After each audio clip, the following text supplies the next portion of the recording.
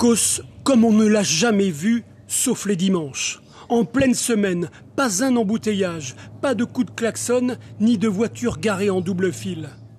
Une semaine après le début du confinement général, la grande zone industrielle et artisanale de Nouméa est presque totalement amorphe ou au ralenti.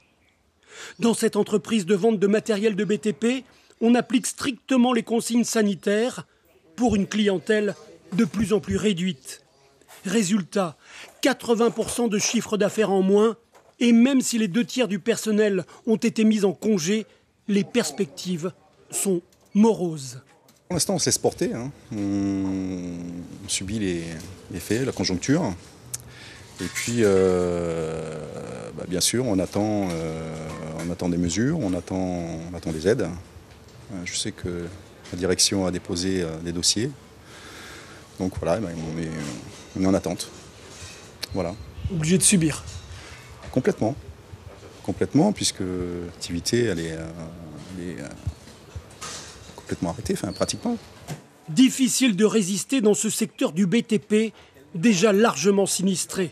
Mon service est calqué sur la rapidité, donc là c'est plus le cas. Oui, c'est très très gênant. Et j'imagine que pour ceux qui ont énormément de travail, oui, ça ralentit tout, quoi.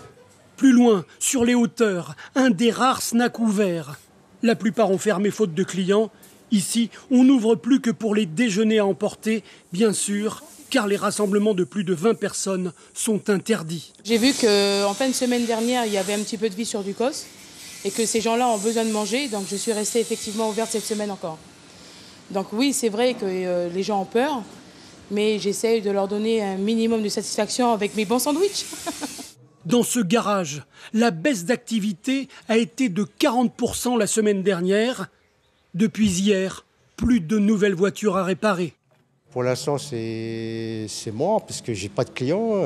Les gens ont peur de se déplacer. Et comment vous occupez vos journées ?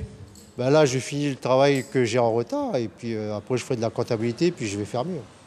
Tous enverront leur dossier de demande d'aide aux collectivités. Mais pour l'heure, ces entrepreneurs privés s'interrogent sur leur capacité à maintenir une activité économique malgré le confinement imposé.